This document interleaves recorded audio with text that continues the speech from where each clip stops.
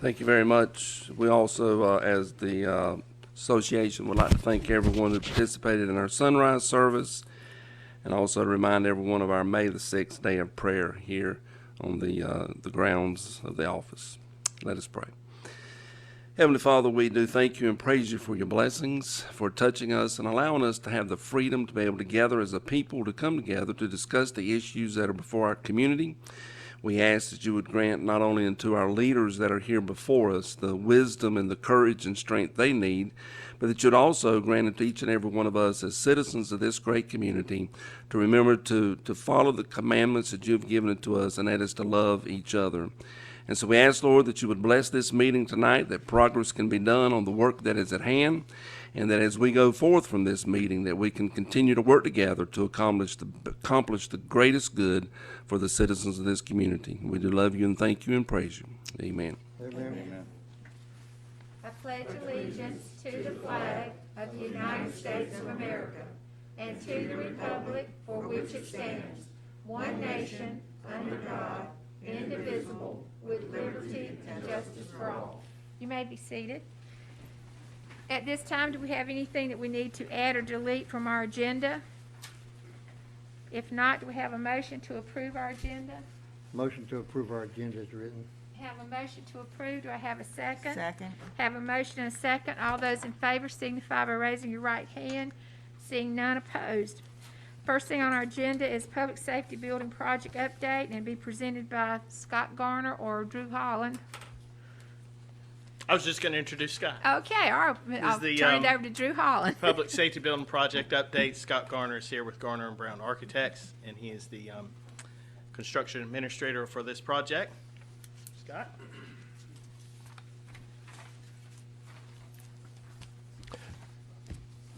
Good evening. I'd like to thank you for the opportunity to be here and speak with you tonight. And I'll give you a brief overview of what we're doing on the building. You can see a lot of it going on outside there. At this point, the project is somewhere between 10 to 12% complete. Most of the work is underground, so it's not visible, but there is substantial work going on. We have a completion date for this project of December 2022, and we are on schedule to meet that target. At this point, approximately 33% of the earthwork has been done. The foundations are in for the perimeter walls. All of the foundations are in for except 4 or 5 of the freestanding columns inside the building. Foundation walls are coming up. You can see the concrete block coming up so that you know where the walls will be. They're getting ready to form the edge of the slabs, and in the next week or two, you will see them pouring concrete floor slabs on the lower floor. They already have the gravel down on the fire administration side in the turnout gear room and in the decon room, and then they'll work their way this way. They have the plumbing is underground, has been installed, it's been tested. There's a lot of electrical conduit over there. You can see it stubbed up. And they have done quite a bit of work. Tomorrow, they will start the installation of the storm utilities, the water line coming down L.A. Priest and going around the station. They will start the storm water detention system, which will be underground. If you've looked over there, there's a lot of plastic pipe and plastic tunnels that are stored on site, and they will start installing those tomorrow. And so they're making significant progress.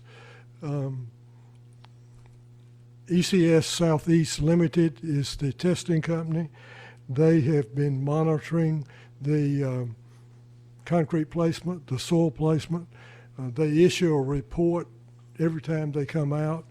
The reports for the soil compaction have all met the specification requirements. The concrete testing has been good. I think all of the tests have been very. We specified for the concrete floor and the foundations 3,000 psi concrete. all of them have been very close to that at the 7-day breaks. So at 28-day breaks, when we break them, they should exceed that easily. And so we're in good shape on that. The North Carolina Environmental Quality, Melissa Joyner, came out. She had an inspection looking at the erosion control fencing and all of those things, and she said she gave us an A+, which I don't think I've ever heard of.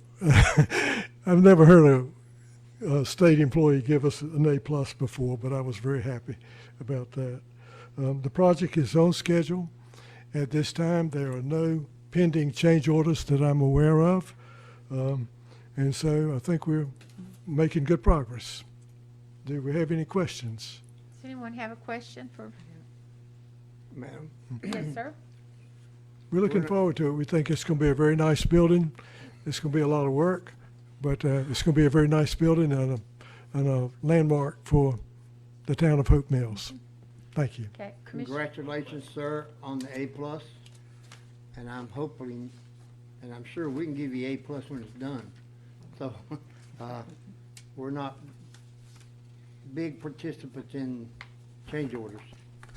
We're kind of funny about, we just kind of believe everything should be done at one time. But being a retired contractor, I understand that sometimes there's things come up that have to be addressed.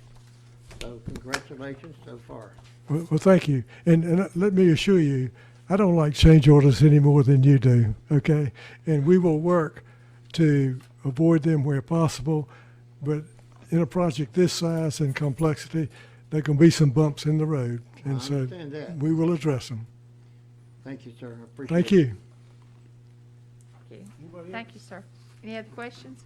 Thank you, Scott. Thank you Thank so you. much. It's good. At this time, we have a special presentation. We have had someone request the possibility of doing a special event in Hope Mills, and we asked them to come and present to the board. We met with them, Ms. Lamarco, Morrison, myself, and Greeley Mitchell met with them down at the lake so that they could tell us about it, and we thought it was important for them to let the board know. So this is a presentation from the Veteran Suicide Awareness Prevention. They're going to tell us a little bit about a triathlon event that's scheduled for August the 7th, and we're looking forward to. I will let you know that the fire department sent me information to share this evening if we needed to, but they're on board and that they can do the things that you've asked for them to participate. So that's a plus there too. Yes, ma'am. Thank you. Okay, I'll turn it over to you. Good evening, Madam Mayor and Commissioners. I appreciate the opportunity to come out here and speak about this event. Like the Madam Mayor said, we had reached out to the community to see if it was viable to hold a swim here at Hope Mills. So before I get into that, I'll just go over a quick overview of what the Veteran Suicide Awareness and Prevention Organization is. So about 3 years ago, myself and my cousin was wanting to go on a journey across North Carolina just to talk. He was battling a suicide ideology, and he was a veteran of a veteran of the Afghanistan war. So we were just going to bike. He had got me into biking, so we were going to bike across North Carolina just to get some things off our chest and just to talk, because that's the best way to, get after things, is just to communicate and express how you're feeling. So with that being said, a couple people caught wind of what we were going to do, and they asked to participate, and they asked us to announce it and let people know what we were doing so we could raise awareness. So at first I was reluctant because I was just wanting to keep it small scale, not one to be in the spotlight. But eventually I came to and spoke with my command. I'm also an active duty officer, as well as Ms. Lubin here. We're both active duty officers in the Army. So fast forward some, we got the approval and everything to bike across North Carolina to raise awareness for veteran suicide. And so what we did is we biked 430 miles, stopping every 22 miles, because 22 is a significant number for the average veteran. Prior to COVID, the average number of veterans that commit suicide each and every day. I just got a message yesterday that a fellow worker, there's 96 of my specialty in the Army, and one of them committed suicide yesterday, and another one committed suicide 2 months ago. So it impacts me personally, and it impacts across the community, because it's not just active duty people, it's people that have served that's actually embedded into the community, just like regular citizens. So I'm also the president of the Fayetteville Area Triathlon Warriors, which we have a big presence here in the, across Hope Mills, across Fayetteville, across Cameron. That's why it says Fayetteville area, because it's just the bigger, greater area.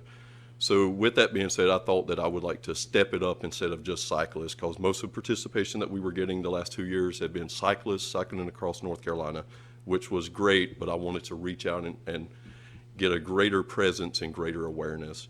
So naturally, being a triathlon president, I wanted to do the swim, bike, and run. I met Miss Lubin at a pool, and I was recruiting her, as I do when I see people doing good at the pool, because that's the toughest event within the triathlete. So I seen her and I spoke with her, and she was actually getting ready to swim 22 miles across, well, she was planning to swim 22 miles across Lake Tahoe, which she still is. So we joined effort, and as I stood up this swim, bike, and run this year, we call it the Veteran Suicide Awareness and Prevention Series now. She's going to be the leader for the swim, so I'll let her talk the actual specifics and the details on the day of the swim. She has all the details. I'm letting her take the reign of it. I'll just be more just overseeing all 3 series as we move throughout the year to raise awareness. And after speaking with the Marco and Mr. Grilly and the mayor, the support and the presentation and the representation from the town that we were talking about having, I think will meet the awareness piece and getting the community involved, as well as, veterans from the installation and our friends. So before we move into the presentation itself, is there any questions from me for the background or the history or anything for the VSAP? Madam Mayor, Yes, sir.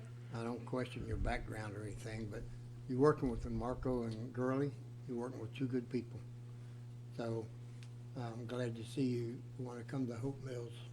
The other question I have, or the only question, is will we, the people of Hope Mills, be able to sponsor people who are swimming or running Yes. or So riding, whatever? yes, absolutely. So each event will have its own smaller campaign, and Miss Lubin is going to be the leader of the swim. So she'll have a charity. She'll be the leader of a charity, and we'll have. I'm not sure how many people is familiar with Gallant Few. It's a veteran nonprofit organization that reaches out to veterans that have got out and helps them transition to civilian life. So they are actually the host for our fundraising. They use a software called Classy that does the fundraising part. So Miss Lubin will actually be the captain of that fundraising campaign, and she'll be reaching out with flyers and on our website. I'll be standing up the website this week, and it'll have links and how can you represent, you can sponsor an actual swimmer, you can just donate any given amount, you get something in return of the donation, shirts, or depending on how much, and you can come out on the day of and just support the swimmers out there, and we'll have different things going on throughout the day. What's the date that you're planning this? August 7th. Have we got anything going on about that time, Madam Mayor, we can We join already, in? we already cleared the date with Lamarco, and so the date's a good date for Hope Mills. What have we got going on that we can help participate? We'll, It's already past 4th of July, but yeah, this will actually be an event that we'll be a part of, this whole event. We appreciate the venue, if you guys so choose to allow us to do this. And so whatever piece you guys want, however you want to participate, I am so open to that. It's great. We were talking to Madam Mayor and how this community in itself is so full of active duty and veterans. So we can absolutely discuss any participation that you would like. The more the merrier in this case. I'd like to thank you guys for your service. Thank you. Thank you for moving on to help others. Thank you. So, Mayor. Good evening. I'm Sam Lubin, like Ricky said, and this is why this matters to me. This is why I was originally doing the 22 miles across Lake Tahoe. His name is Captain Austin Murga, and he took his own life September 7th of last year. He was my husband's executive officer, so he was second in command to my husband, and they deployed last year to Afghanistan together. Upon arrival home, it's usually the biggest that fall the hardest, and never thought this one was coming. So this is why this is personal to me, is, you know, it's always good to put a face to why we're doing something, and this is my face of why we're doing this here today. So like we said, it's going to be August 7th, a Saturday. This is the basic swim route that it would be. The goal is to get to 2.2 miles. We understand that not everyone is a swimmer, so Ricky was all gung-ho and wanted to do 22 miles with me, and I was like, hold on, let's do 2.2. Let's keep it a short course at 0.5 miles, so you'll go around the 3 buoys 4 times, and then we'll have a buoy go out into the center at 0.1, 0.1, 0.1. It'll get you your 0.2 to get to 2.2 total for the swim. This is supposed to be also a really large spectator event, because we understand that some people, like Ricky said, in a triathlon are not as comfortable with the swimming portion. So the goal of keeping it at such a small racetrack will be to have the spectators, have the participation, have as many organizations as we can come out to make this a known issue, to get the publicity out there. So with that swim option, there will be 2 options. So you can be the brave soul and do the 2.2 entirely by yourself. Since this is not a timed event, there will be no restriction on what you can or cannot wear. If you want to have fins, paddles, whatever you want to assist you to get through it, to, you know, show your support for the cause, that's an option. Option 2 will actually be to encourage teams to sign up, and that will be 10-person relay, and each person will do the 2.2 total to equal the 22 miles that I will be doing later on the following week, actually. And the goal is to, we're not really sure of, you know, the participation that we get, but we anticipate we're going to have a lot of participants just because of who we are and what we're doing. And so we're going to try to keep it at 50 swimmers per wave, and then do a total of 2 waves. So 100 swimmers total for this event. So this is just going to be the general layout for the day. I was talking to the deputy chief at the fire department. He's more than willing to have the aid tent. We discussed that our concern is the swimmers, but also the spectators. Since it is August, it is going to be hot, so we came up with a plan of action for that, and he was awesome. Charles was great, was absolutely helpful. Again, the critical point is spectators, you know, moms, dads, aunts, you know, brothers. Like, you want to come out and you want to watch this person swim. You want to be there for the cause. So the most part is going to be getting the spectators out there. I know we have the designated swimming areas, so kids can come out and they can, you know, have fun in the lake as well. And I've already had multiple food trucks and vendors, and these vendors are willing to give, you know, 10% of their profits that they make from that day back to VSAT, back to Gallant Few. So we have a lot of vendors and a lot of volunteers and participants that are already waiting for us to get this together. Event parking, that is going to be an issue since it is, you know, very small parking down there, but my intent is to get with the banks. Charles, when we had our meeting on Friday, actually took me to some of the back parking along the main town that, you know, would be open parking on a Saturday morning. So parking should not be an issue for us. But since these are closed on Saturday, I was going to reach out to them, be like, hey, this is what our event is. Would you mind if we used your closed business parking lot for this event? This is just going to be my basic timeline of events. I just kind of wanted to give you guys how I'm going to progress throughout the next couple of months.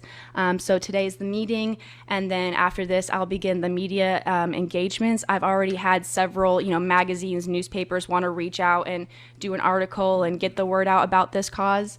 May will just be getting everything ready. June, July, whatever we need to do, whatever participants want to come join us. And then August is when we'll hit the ground running, and that will be the final day for registration. Like Ricky said, he's going to have the website up for, you know, sign-ups and getting the teams and the volunteers and the fundraising together. So August 4th is my goal, to have that be the final day for all the swimmers to sign up. And then, as you can see, August 7th, that was when I'll actually get in the lake with the deputy chief and do the buoys, do the outline, make sure the course is good to go, and then have the opening ceremonies, have the dedication to Austin, and then the swim will actually start at 09. Safety precautions, that's obviously going to be really critical here, but I have come up with a few since I am an open water swimmer myself, so this is what I have seen in the past. Well, there'll be a dedicated color race cap, so you are not getting in the water unless you have a neon orange cap on. The fire department and the emergency teams, the special water guys, they are so supportive of it. They're ready to go whenever we need them to do whatever. We have insurance through VSAP, so when you do sign up, that provides the insurance just in case something does occur in the water. We're going to have kayakers out there, have a special hand signal. We'll give a brief prior to the race of, hey, if you're in trouble, this is the signal. Someone from the fire department or a kayaker will come get you and assist you if need be. The medical plan from the fire department was already discussed with Charles. And then the goal is to have, since we're having the 2 waves, to have a 3-hour maximum.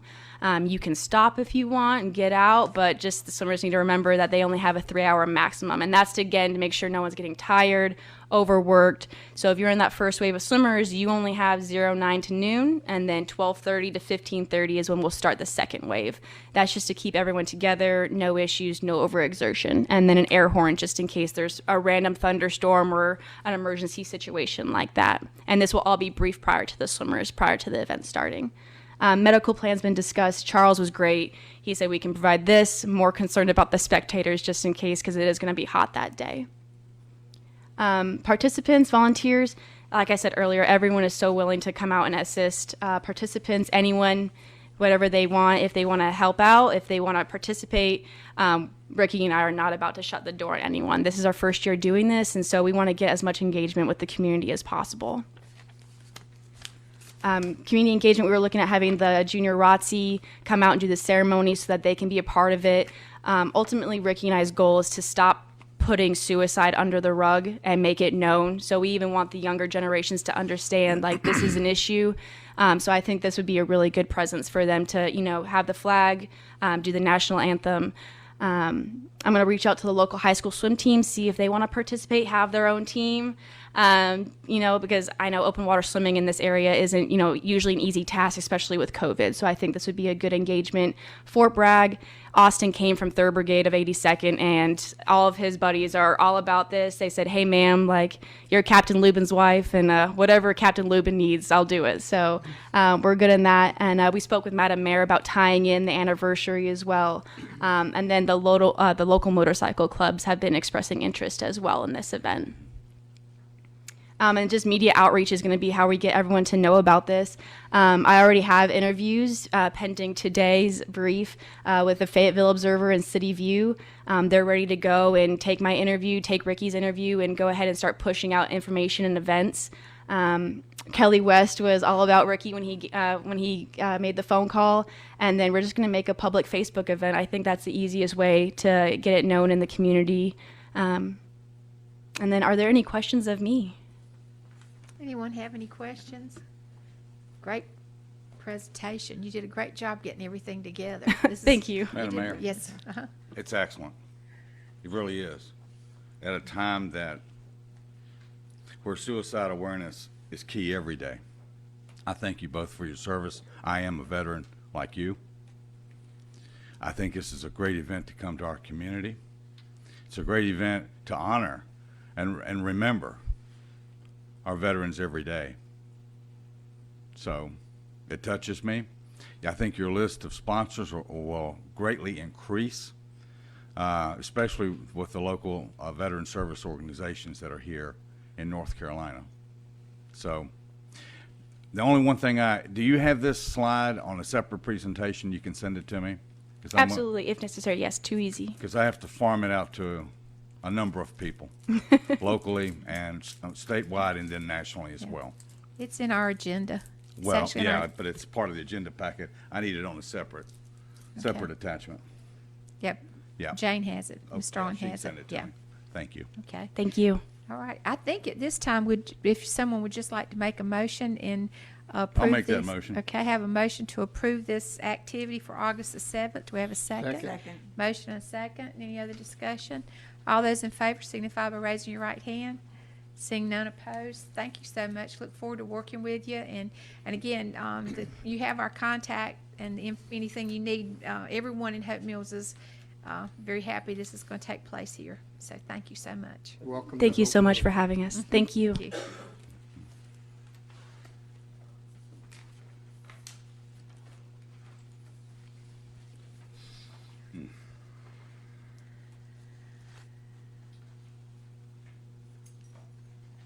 I have a proclamation. This is Older Americans Month, May 2021. Whereas every May since 1963, the Administration for Community Living leads our nation's observance of Older Americans Month, and the theme for 2021 is Communities of Strength.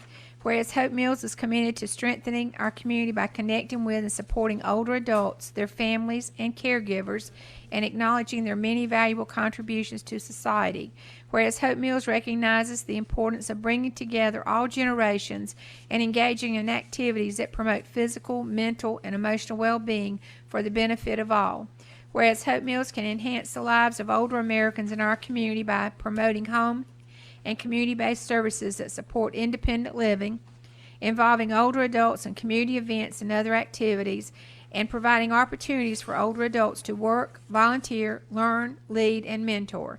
Now, therefore, I, Jackie Warner, Mayor, do hereby proclaim May 2021 to be Older Americans Month. I urge every resident to take time during this month to recognize older adults and the people who serve them as essential and valuable members of our community. Next, I have a proclamation for Air Quality Awareness Week, and that will be May 3rd through May 7th, 2021. Whereas the National Weather Service, the Centers for Disease Control and Prevention, the U.S. Forest Service, the U.S. Department of State, and the EPA has announced that Air Quality Awareness Week 2021 will be held May 3rd through May 7th. Whereas the theme for this year is Healthy Air, Important for Everyone. Whereas continued action to improve air quality is of major concern to the town of Hope Mills, Board of Commissioners, and all municipal governments. Whereas we need clean air to sustain tourism, agriculture, and other aspects of the economy. Therefore, I, Jackie Warner, Mayor of the town of Hope Mills, proclaim the week of May 3rd through May 7th as Air Quality Awareness Week, and encourage all to take part in making our community a cleaner, healthier place to live, work, and play. Next, we have public hearings, and the first public hearing is case P21-19. This is a rezoning of 1.79 plus or minus acres from R10 residential to CP planned commercial, CZ conditional zoning for restaurants and retail, or to a more restrictive zoning district located at the northeast side of North Main Street, south of Camden Road, submitted by Joseph P. Riddle III and Trina T. Riddle, owners, and Lori S. Epler on behalf of Larry King and Associates. And I'll turn it over to Mr. McLaughlin.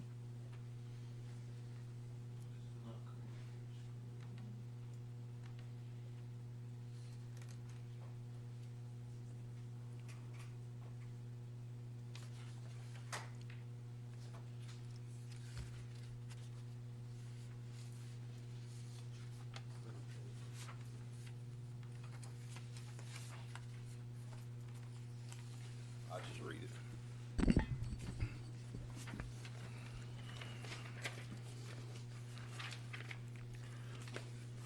As stated, this is a request to rezone 1.79 acres from R10 to CP CZ conditional zoning. The subject property is a vacant and heavily wooded 1.79 acre lot located along the eastern side of North Main Street and south of Camden Road. There's approximately 209.7 feet of street frontage with 370 feet of lot depth. The site is also located in a very well-established commercial corridor with all properties adjacent to the north, south, and east designated under CP and C2P zoning. There's a large vacant residentially zoned parcel in the rear of the proposed site that is located outside of town limits. In terms of the proposal, the applicant is proposing to construct a 5-tenant commercial strip retail development that anticipates 70 parking spaces and a drive-through for a proposed Starbucks, a Jersey Mike's, and 3 additional tenants not yet identified. The proposal also consists of a 400 square foot open patio and open dining breezeway. There's a proposed 6-foot privacy fence along the rear of the development and a detention pond proposed in the rear as well. As this is a conditional zoning, the conditions that the applicant has proposed are as follows. There are restricted uses that they're identifying that will not be allowed as a part of this development. Auction sales for cars, bars, nightclubs, dry cleaning, mini warehousing, motor vehicle sales, and repairs will all be prohibited. The setbacks will be set at 50 feet front, 30 feet side and rear. Parking spaces will be capped at, well, not capped, but they're proposing 70 parking spaces. That is in full compliance with the parking requirements. 6-foot privacy fence in the rear as a buffer. As it relates to adopted policy designation compliance, the Southwest Cumberland Land Use Plan designates this as heavy commercial, which this is in compliance. The 2030 Growth Vision Plan considers this as urban. This is also in compliance. Cumberland County staff recommendation is approval, and town staff is approval as well, as evidenced in the motion in your packets. I'd like to open up the floor to any questions that you may have. Okay, at this time, does anyone have any questions? No, ma'am, I don't. Questions? No questions? We finally got Starbucks. Finally. Since this is a public hearing, Yes. if there's anyone here that would like to speak against this proposal, is there anyone that would like to speak in favor of this proposal? Mayor Warner, I'm here if you want to ask any questions. Okay, does anyone have any questions for Mr. Riddle? Everybody's good? All righty, thank you. Any other discussion? Do we have action? I'll make the motion. All righty. Madam Mayor, in the case P 2119, a vote to approve the rezoning of 1.79 plus amount of acres from R10 residential, the CP plan commercial CZ zoning, conditional zoning for restaurants and retail, to a more restrictive zoning district located at the southeast side of North Main Street, south of Camden Road. Okay, have a motion. Do I have a second? Second. Have a motion and a second. All those in favor signify by raising your right hand. Seeing none opposed. Thank you, sir. Thank you, Mr. Riddle, for coming this evening. Thank you very much. Next, we have a non-public hearing, case number 21-036, and this is request for a site plan review, Hope Mills zoning ordinance, zoning C3, total acreage .43 plus or minus acres, location 2598 Hope Mills Road. It's submitted by Jerry Cummings on behalf of Macias LLC. And I'll turn it over to Mr. McLaughlin. All right. Well, as stated, the subject property is a .43 acre parcel addressed as 2598 Hope Mills Road with 100 feet of frontage. This is technically, if you remember where Hillside Landscaping is, they moved over to the adjacent lot about 4 years ago.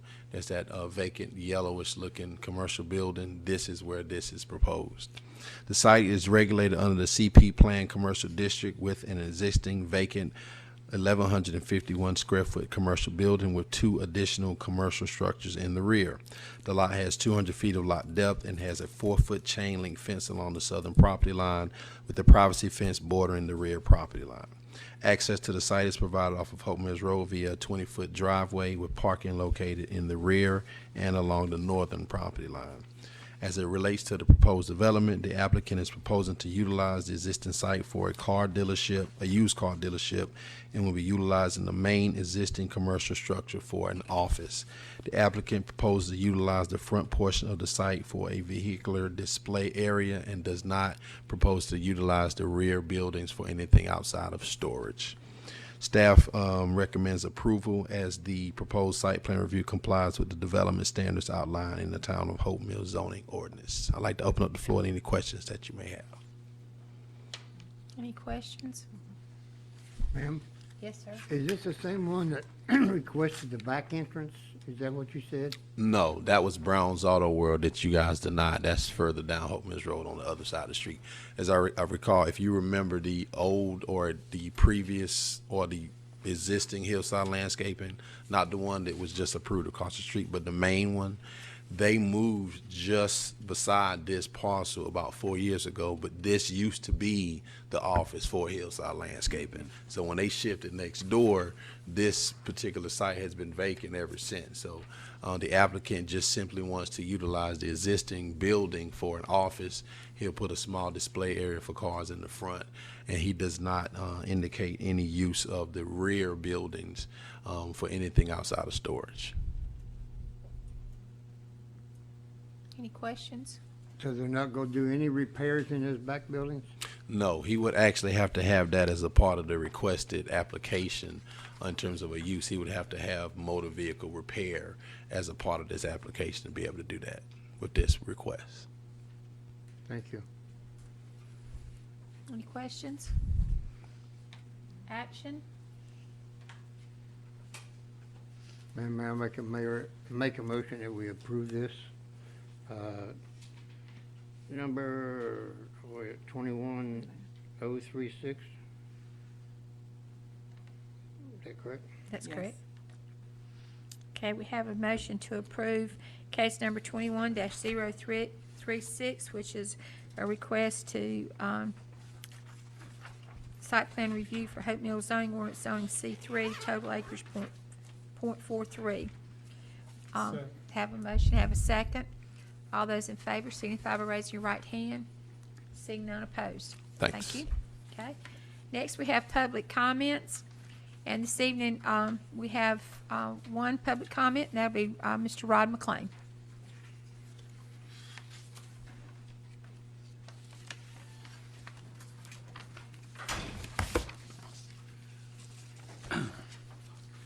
Good evening, Madam Mayor, Commissioners, town staff.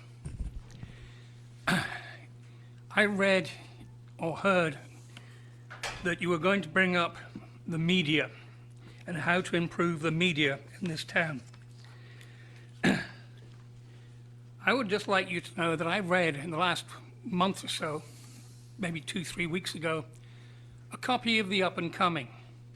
And I do that on occasion just to see exactly where that individual is going with his publication. And I read an article by Margaret Dixon. I do not know her. I don't care to know her. And what she said as an opinion is an opinion, and I've got nothing against that. However, she did quote certain things that you can own a fully automatic military-style weapon in North Carolina. Any person capable of opening up a laptop or a Chromebook and Googling gun laws in North Carolina will find out that not only do you have to have special licenses for a fully automatic weapon, the amount of taxes you have to pay on that weapon are rather large. And in actuality, there are 3 counties in this state where you are not allowed to own a fully automatic weapon. As I said, I understand her. She's anti-Second Amendment.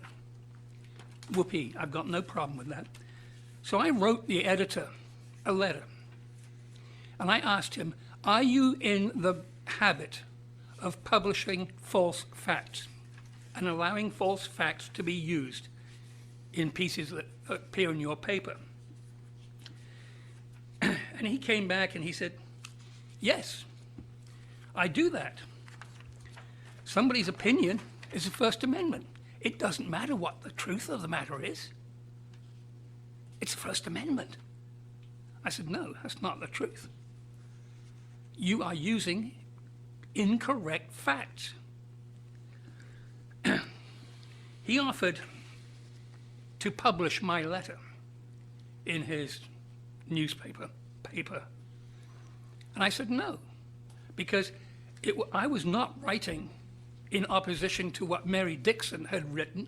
I was writing to the editor, asking him, do you allow false facts to be published in your publication? When I came back and I said I didn't want my letter published, he said, your recent letter confirms my suspicions. You are a boisterous, vociferous, and extreme bigot. Of course you will not allow us to print your letter in the newspaper. He goes on other places and claims that I was beat down by a girl and that I was a coward and a real jerk. I would remind this board that another commissioning board gave this individual $2,800 to make happy stories on Hope Mills. I will provide you copies of these 4 emails that were sent. But if we go and try to give this individual more money from this commission, and this is the way that he treats citizens, we've got a major problem. Thank you very much indeed. Thank you, sir.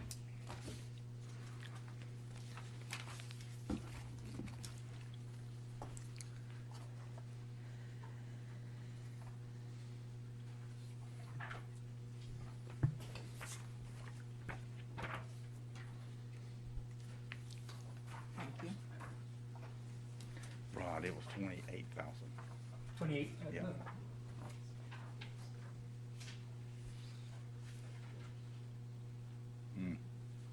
At this time, is there anything from the consent agenda that you would like moved to new business, or do I have a motion to approve the consent agenda that's before you? Motion to approve item A, B, and C under consent. I have a motion to approve. Do I have a second? Second. Have a motion and a second. All those in favor signify by raising your right hand. Thank you. Old business, we have discussion and possible action regarding a revision to the Historic Preservation Committee ordinance, changing the Historic Preservation Committee, HPC, back to Historic Preservation Commission, HPC, requested by Commissioner Bellflowers. Thank you, Mayor. Back at our budget workshop that was held on June 1st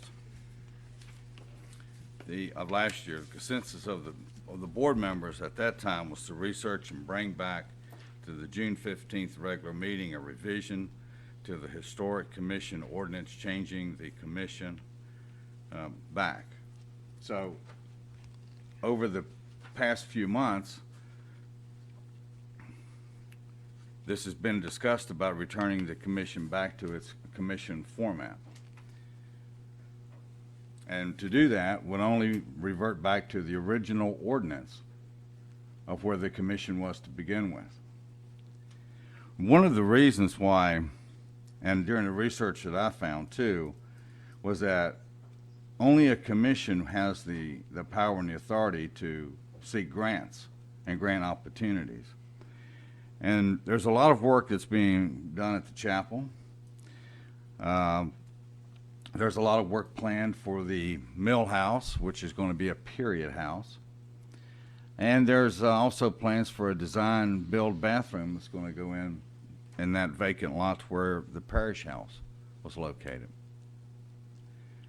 When the commission was changed to a committee, mainly it was changed because it didn't have enough members for a quorum. And I think this was in early January. Since then, it's a full committee now. And it's a very active committee. And I know this because I attended their meeting Wednesday night. And I mean, they are moving forward in a very positive direction to accomplish restoring the chapel. And now they're turning their attention over to the mill house. But if we restore them back to their original format, which for years and years and years they were a commission, they'd be in a position then to start seeking grants to offset some of the restoration costs that are going to go on at not only the chapel but at the period house. So that's the reason why I put it back on the agenda for tonight. Is actually it's the wishes of the board really to revisit, discuss, and take action on returning it to the commission. So with that said, I'm going to make the motion to return the Historic Preservation Committee as it is now back to the Historic Preservation Commission. Okay. Mayor, I'll second that motion, and I will add that I am the liaison for that committee, but I had to work Wednesday night, and Mr. Bellflower stepped in for me. This is something that I brought up a few weeks ago, and we ended up not taking any action on it. So I'm glad to see that they are moving forward. They're doing a good job. Mm-hmm. They're trying to put grass under their feet and a building over their head. So, as I said, I'll second that motion. Okay, we have a motion and a second. Any other discussion? Madam Mayor? Yes. I would like to say, first of all, I appreciate the service and the work that the Historic Committee is doing. And we did just apply for a grant on last week for the historic, for the museum. I would also like to say, I remember in January of last year, when there were people appointed to the committee, at the commission at that time, that I was slapped on the hand because I appointed people that did not meet the qualifications for that commission, and we still don't have the majority of the qualifications that we need on the committee. So for those reasons, I still support keeping it as a committee instead of a commission. Okay. Any other discussion? Madam Mayor, Yes, sir. in response to the Mayor Pro Tem, Section 2-226, which is the establishment of the commission, clearly states a majority of the members of such commission, and I'm reading it, shall have demonstrated special interest, which they do, experience, which some of them do, or education in history, which some of them do, architecture, archaeology, or related fields. The terms of the office shall be 2 years, and then it continues on to the end of the paragraph. And I'm reading that directly from the statute itself. And that's where the makeup of the commission comes from. So you have a very broad scope of members that can serve on a committee. And it's a full committee now, not like it was back in January when there was only a handful of members. Now it's a full committee, it's an active committee, and they're moving it forward. And I believe that they meet the statute. But that's just my opinion. Okay. Any other discussion? Mayor Warner? Yes, ma'am. I mean, this really doesn't pertain to what he's saying and all, but I feel that every committee that we have in Hope Mills they're all striving to do the best they can and Agreed. work for the town. Agreed. And they all need to be commended, but I agree with Mayor Pro Tem, based on what has happened in the past and all, that they too should stay as a committee. Mayor, Yes, sir. I don't believe that we have any members on that committee now that was on those previous committees. Everybody on there is new, and they're doing a fantastic job. They met with Don and them the other day about painting of the building and upkeep and maintenance on it, and that work has already started. So I don't have a problem if all the committees are commissions, so they can have some say about what happens in their group, if that is any help to anyone. Okay. All right, we have a motion to change the Historic Preservation Committee, return it to a Historic Preservation Commission. All those in favor signify by raising your right hand. All those opposed? 3-2, it will remain a committee. Thank you. Next on our agenda under new business is discussion and consideration of planning for new resources to support local recovery. I've put this because of, I mentioned it also to Mr. Holland and to Mr. Zale, the fact that we are due to get a large sum of money that would be a windfall, so to speak, but from everything that I've attended, we need to start thinking about how that money can be used and the appropriate use of it and what you have to go through. And so I've been attending, and I think so has Mr. Zell, and I think Ms. Starling has attended a couple of these also, as far as they're giving us updates on this money and how it can be implemented. Rather than go through this, I printed off my meeting, my information I had from my Friday's meeting. It's a virtual meeting, it's a Zoom meeting, so that you could look at this. I'll have another one this coming up week, but I thought this would give you some input or some information so that you could see that there's going to be, some of this is going to be treated like some of the others where you have to apply for the uses of it. I don't think they've come up until May, which I'm hoping will be either the next meeting or the next meeting. In other words, one a week. They haven't really come up with the actual format for how you're going to spend the money. So we're kind of just thinking in terms of, if we could spend the money, what would we spend it for? And then we'll find out details as far as how it can actually be accessed. But this most recent printing that I got, we got more information with this one than the other one. My previous one was more or less just an update as far as how much the resources were going to be, but it didn't give us a lot of information. So I just printed off for you, and I feel like maybe by our next meeting we'll have more information, but at least we can start thinking about how we would spend this money. We're looking at $2.3 million by June 15th, and then an additional $2.3 million before the end of the year, if it goes like it says. And I guess, Mr. Holland, you haven't gotten any more information either, have you? That's everything I had. Wait for further guidance in May. Okay, and that's basically what this is.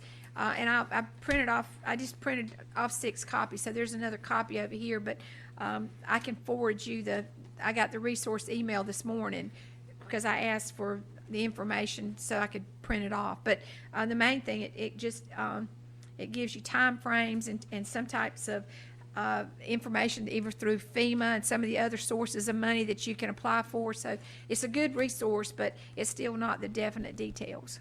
Madam Mayor? Yes, sir. Can I ask a question? Uh-huh. Can some of this money, projected money, let's put it that way, can it be used for bus service for Hope Mills to connect to Fayetteville and the hospitals? We don't know. And it appears that cannot be something that would be a reoccurring funding. It would not, so if it was something that you wanted to spend it for, that you would have to come back. But that's still not definite, so I guess we'll see in May. We'll have to wait and see. That's right. I think we're at that stage where we don't have enough information, but at least you can start, like, that would be something that would be a proposal maybe. So we need to start thinking about some things that we might like to do, and then once we get the information, we can start eliminating those things that they won't allow. We also have a golf course over there that we haven't budgeted any money for. Right. Mm-hmm. If That- that's That would be eligible. something that could be applied to. All right, next we have discussion and possible action on researching media outlets or creation of media outlets to cover the town of Hope Mills, and this was requested by Commissioner Marley. I'll turn it over to Commissioner Marley. Thank you, Mayor. I wanted to kind of start the conversation with the board, and for a couple different reasons. I feel like the town's to a point where we're big enough, we have enough citizens that we need some type of media coverage. As you can see tonight, everybody that's in here is pretty much an employee. We have the video, we have it online, our meetings are recorded, but I just don't feel like we're reaching enough people, and not enough people in the community knows what's going on. I hear things all the time, words like transparency. Well, this is a way to get transparency and get the word out to the citizens of the town. I don't know which way we need to go. I don't know if we need to look at doing our own publication, or maybe trying to direct the manager to get us a RFP together to send out to, publish that RFP, see if we get any hits on it, and send it out to everybody and see if somebody comes back with a proposal for the town for coverage of our meetings, coverage of, ribbon cuttings, coverage of events. The presentation earlier, the girl was talking about trying to get the word out. If we had something like this, I feel like we could help get the word out to everybody in Hope Mills. So there's definitely a need of it. I'd like to see something to spotlight local businesses in the town. Just different things that's going on so people know. And people need to know what's happening in the meetings. So I'll turn it over for discussion. That was my thinking, that was my thoughts.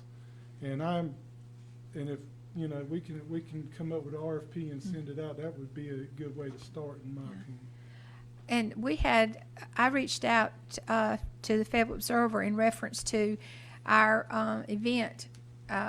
Reached out when we had the town manager retired. I called in reference to the event we had on Saturday, and there wasn't any coverage. And there's no one. We haven't had anyone here since Roger Mullen left. Well, really since the Sandspur was no longer.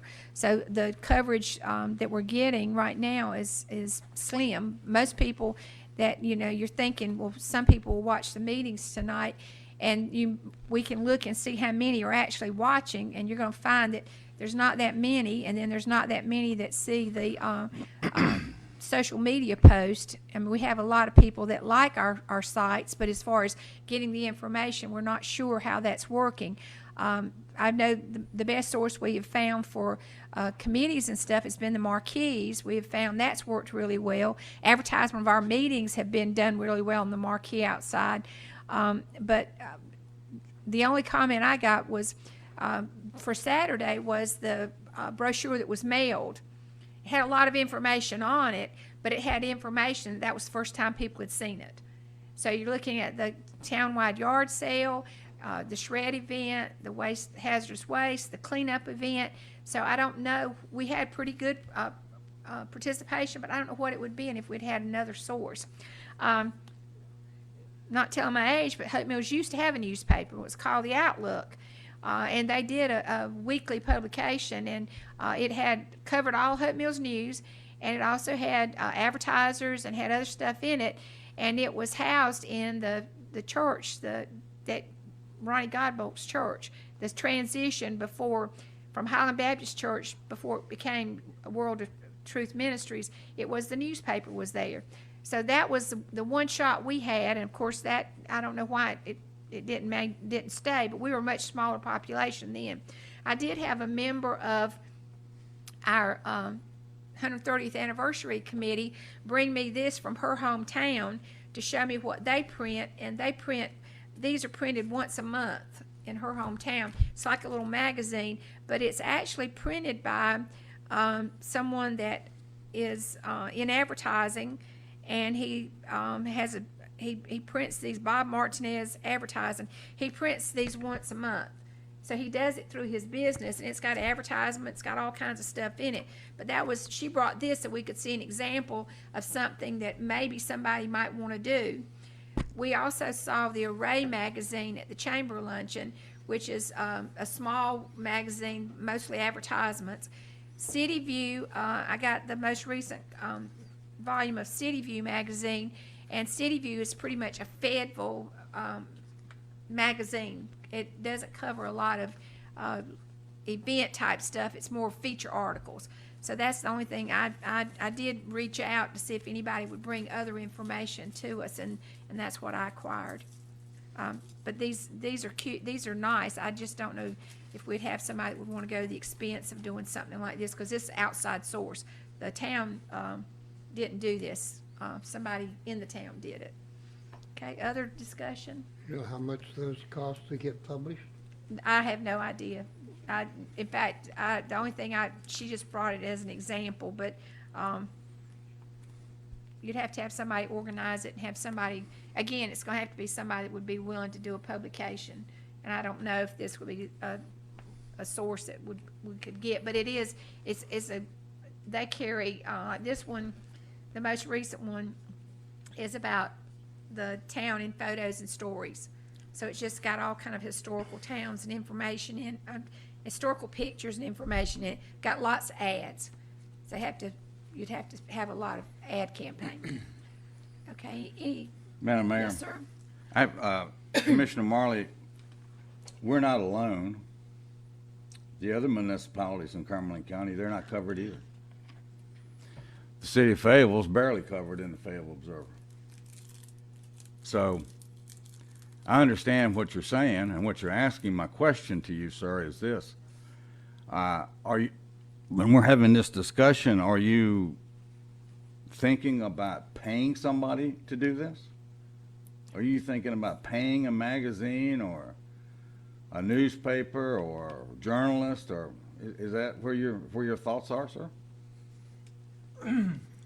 Be honest with you, I don't really know.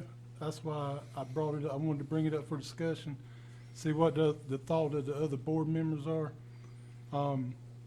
I do realize that we may have to pay something along the way to get our news out to the people.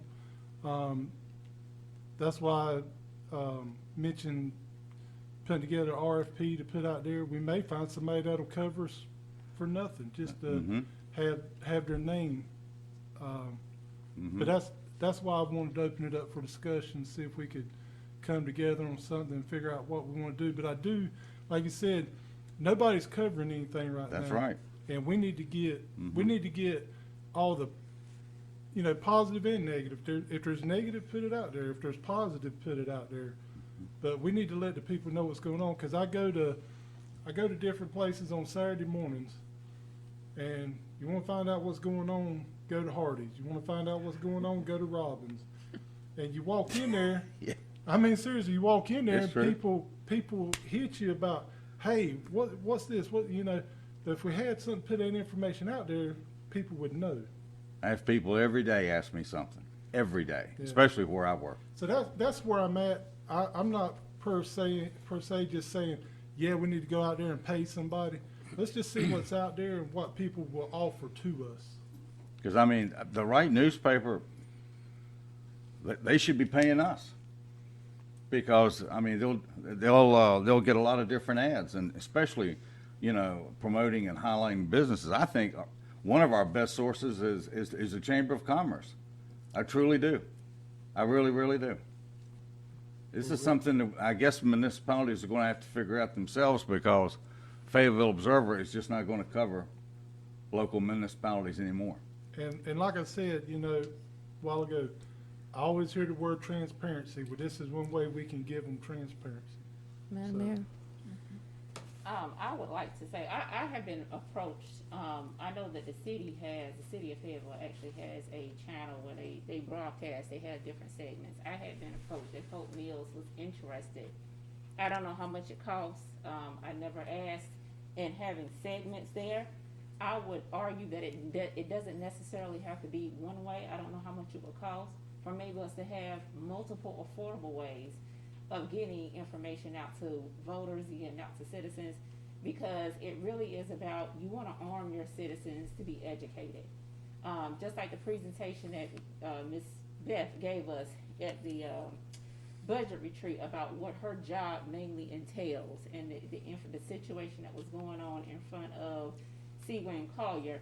It's a clear, detailed explanation of what's going on in your community. The same issue we have going on with Diva Circle, to give citizens clear information. We have a blood drive going on this weekend, and so it's not just we're just doing it to do a community event. There's a big shortage with blood, the people donating blood right now. The information that the people gave us earlier about the suicide, the swim, the triathlon, was also giving you the information about the high number of veterans that commit suicide every day. So it is not just like an advertisement piece, it is arming people with education about what is really going on in their community. And, the victim's advocate position, I believe you're supposed to have that. Well, the victim's advocate position, it was not only just for people to be able to file domestic violence complaints, it was to actually be a victim advocate. But we can't, the citizens don't know that if we don't educate them and we don't get the information out there. And this stuff is here, and this is why this is why it's here. That's very, very important. And I do believe, as a municipality of our size, if we're not gonna get the coverage that we need, I do believe that we need to figure it out. I believe we're responsible for making sure that our citizens get good, accurate information. Madam And Mayor, I may I? think, and I'm just, I'm to sorry. follow up, just, and I'll let you speak also, but just to follow up on that, I think we need to take a look at the other municipalities and what publications are they putting out there. Also, how much is being spent. I just look at I use Fayetteville Tech as an example. They're advertising their university, and they're doing things to encourage people and give them updates and information. We've done, I think, a much better job now that we've got a social media presence, but that social media presence doesn't address the majority of our population. And that's the other part of this, is the Fayetteville Observer based theirs on subscriptions and ads, and the town paid the Fayetteville Observer every time we put something in there for the taxes, for rezoning. So we were paying for the Fayetteville Observer's input. And then also the fact was they made their money off of subscriptions. Their subscriptions are down in Hope Mills, and with Sandsboro having been free, I think that was one of the other things that changed that. But I do think that we're at that stage now that we've got to put our best foot forward, and whatever that means is, we've got to get more information out to our citizens so they know what's going on, and they get the right information. They don't get information that has been distorted or that's not true. Yes, Commissioner Legg? Thank you, Madam Mayor. I spoke with Ms.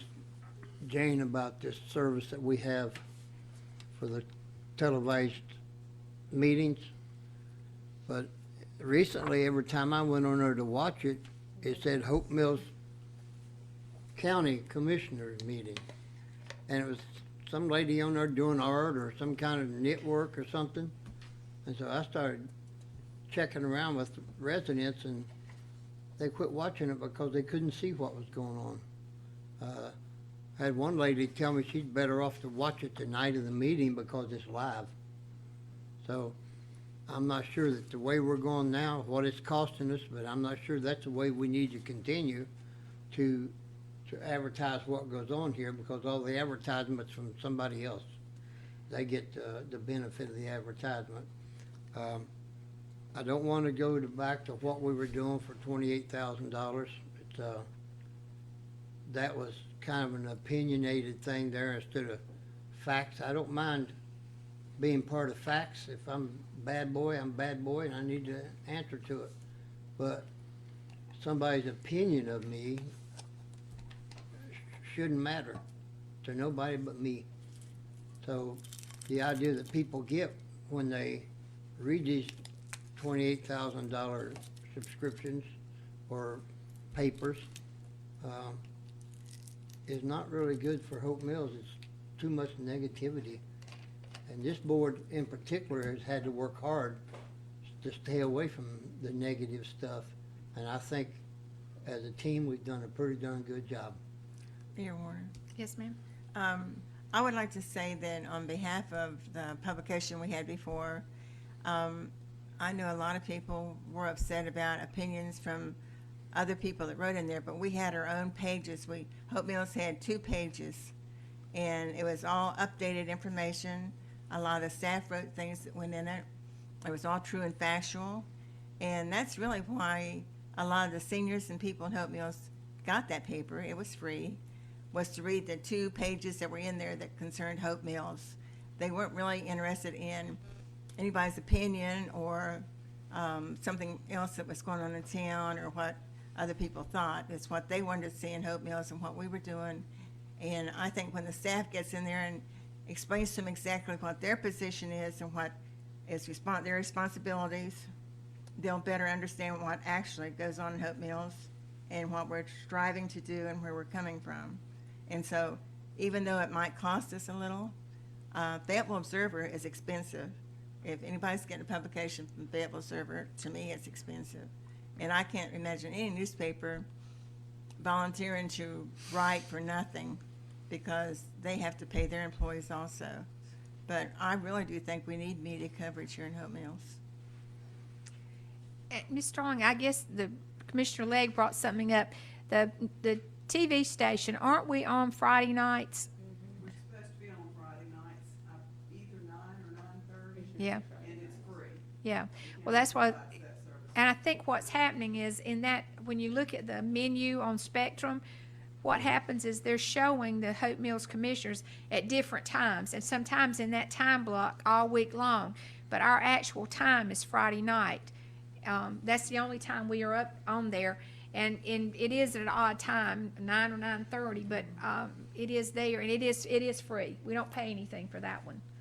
Fable gave us that first did it, yeah. Had it through them, and then we canceled that. The county came back and offered to do it through their service for nothing. Yeah.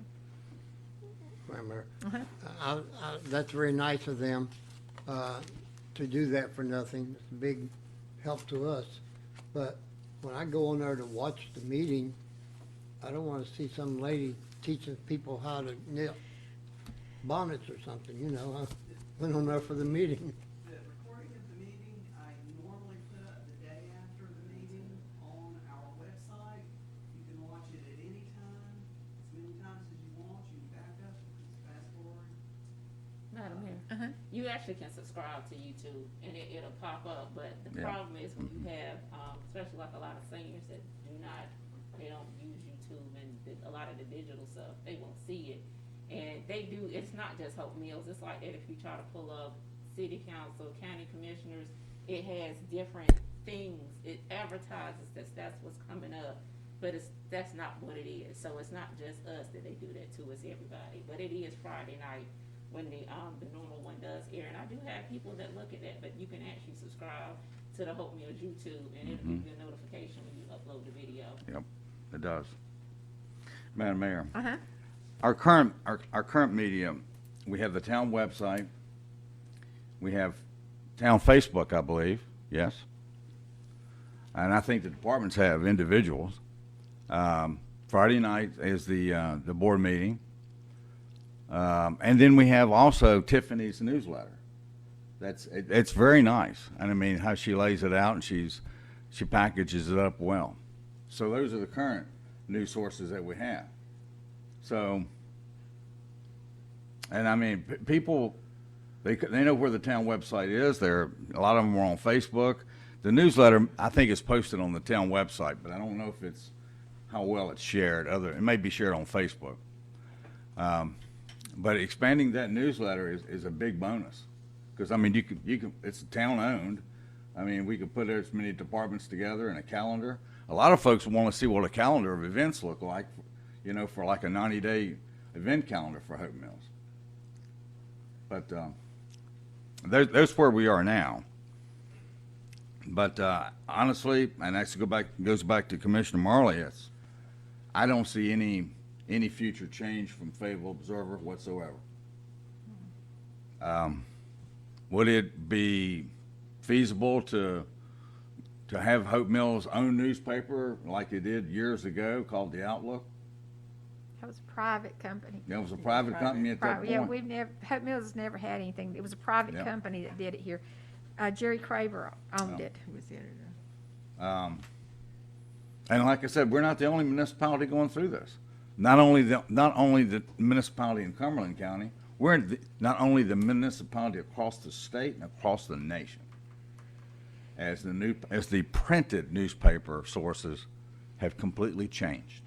Madam Mayor? Yes. I also don't know how much it would cost, Drew, if we did, I'm not even saying, I mean, if we did like a mailer, I don't know what bulk mailers cost, once a month, twice a month, but I would like for our citizens to be equipped and educated with some with some accurate information. Yes. I don't know how that looks, but I do believe, that's one trend that I don't want to follow, just because everybody else doesn't have it. I don't believe that we have to follow that trend. I do remember in the Parks and Recs report that McAdams firm did when they said that our postage was going down, that it should be going up. I did like the postcard that we got, and I think that our citizens need to see more stuff like that. Mayor, Yes, sir. would the board be interested in trying to put something out and see what we get back, just for discussion Okay. and see where we're at, trying to find something. Are you gonna make a motion? I can if the board would like. I mean, you know. You want to, Kind of explain what you're looking for. What would your motion be? Because I'm like Commissioner Legg. I'm not gonna support $28,000. I don't know. Educate me, because would you be willing to write a RFP to send out? Or maybe the mayor would appoint, maybe you and, Ms. McCray, if she'd be willing to, what if to what write if, one, or the mayor write a RFP to, send out, just see what we get back? what if I, have, Ms. Shattuck, since she's our PR person, and maybe, Ms. Starling and, Mr. Zell, the three of you maybe come up with some suggestions, of ways that we It's a good might idea. proceed with this, because, all of you, have experience in knowing how we have to get stuff out to the media.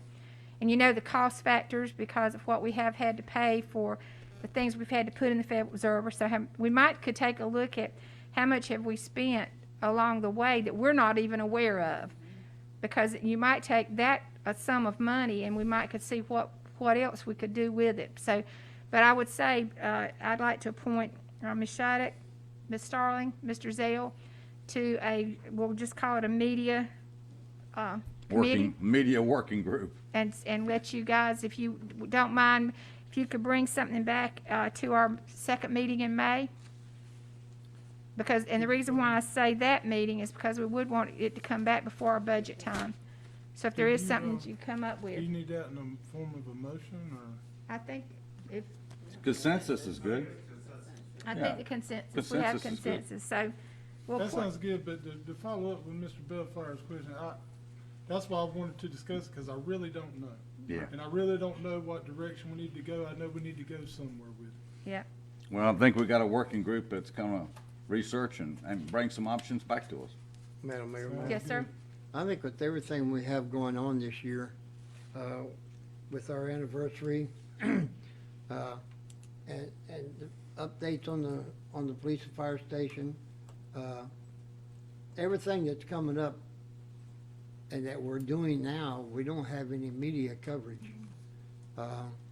Nobody knows about it. I'm surprised that LaMarco and them had such a good turnout for spring sports, without any advertisement except the sign out front. And I know that Jane and Mr. Zell probably has extensive background in this kind of stuff.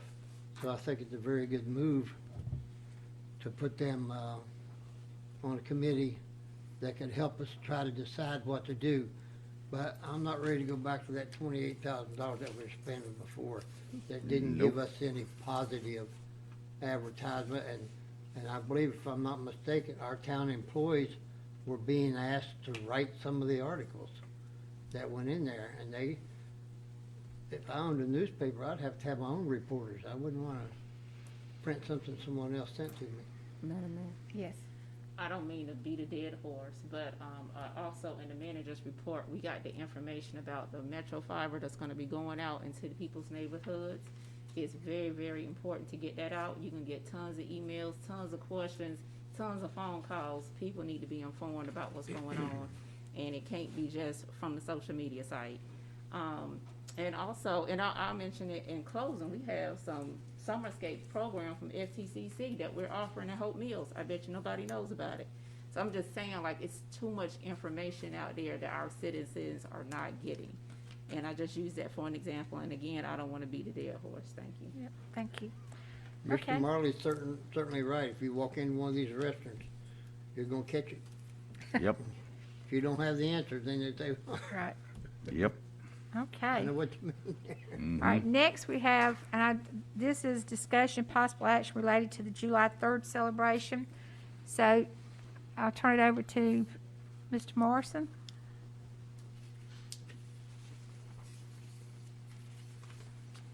Good evening, Madam Mayor and Commissioners. I know you all are probably weary of me coming to get direction on events, but, as you all Glad to know. see it. I'm glad to see it. Thank you. COVID-19 has really put some challenges on us and our programs this year. We saw it with starting with trunk or treat and then the Christmas celebration. And thankfully, I have a creative staff that has been able to offer something on a abbreviated or modified version. But we did hear the desire to have a full 4th of July celebration or at least fireworks this year. So staff worked tirelessly trying to come up with different options. We've had meetings with the fire department and police department to actually talk about several options that we were thinking about and actually narrowed those down to 2. But we wanted to get some direction from you all on a couple of options that my assistant director, Megan Hawkins Freeman and Chanel Jones came up with. And so I'm going to let her come up and go with the scenarios and suggestions, and then hopefully get some kind of direction on which way you all would like to go. We realize that as a department, we kind of make these program decisions, but this one is big enough that we really want to get some direction from the Board of Commissioners, because you all are a circuit to the citizens. I know you all are hearing probably from both sides of, not doing it, social distancing, and opening things up. So with that in mind, we want to share the options with you and answer any kind of questions that you may have for us. So with that, I'll invite Megan to come up and go over the scenarios with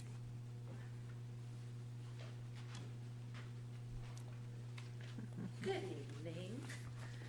I guess you have in your packets the different options we've gone over. We did meet with fire and police last week for a pretty extensive meeting on the different options we had. And I'll go over them with you. So first, for the option 1, we would have a drive-through parade at Southview High School, middle school, really just for the space issue. We've looked at Rockfish Elementary. However, if it was a bigger event, traffic would be impeded on Rockfish Road. There's a lot of logistics into when to not allow cars to come in, how we would cut it off. So we would just need the space for it. So Southview Middle and high school allows for the most space for that. So we would have a drive-through parade. People would still apply like it was a normal parade. However, they would just be in one localized spot in a parking spot, and then we would encourage the public to drive through. We would also do the fireworks. However, the park would not be open to the public. So we would fly one of those big balloons you see at car dealerships. And if you can see the balloon the day of, you'll be able to see the fireworks from around town. And then I already have confirmation on all of our contracts that are scheduled for July 3rd to be rescheduled for Old Mill Days, which includes an acrobatic circus performance group out of Raleigh, Guy Unger Band or a similar band, food trucks, beer garden, the whole 9, just without the fireworks, because those would be July 3rd. And then option 2 would basically be like COVID doesn't exist, full-fledged July 3rd celebration, parade, everything. We would encourage mask wearing, social distancing. We would put out hand sanitizing stations. But as far as enforcement and regulating the numbers, we really wouldn't be able to control that. And that's really per our emergency service personnel's feedback. So that's kind of where we're at with our 2 options. Madam Mayor, Yes, ma'am. I realize that I'm gonna probably be alone in my position, but I just got a statute read to me about a commission. I had somebody tell me that I didn't follow Robert Rules of Order in a committee meeting, but now we're gonna go against the governor's order and have something where you could possibly have thousands of people in a gathering. I cannot support that. I am COVID fatigued, just like everybody else.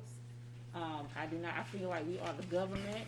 This town hall is not open with regular capacity. Your programs are not open without COVID restrictions and capacity. So I may be unpopular and I may not get any support, but I cannot support that.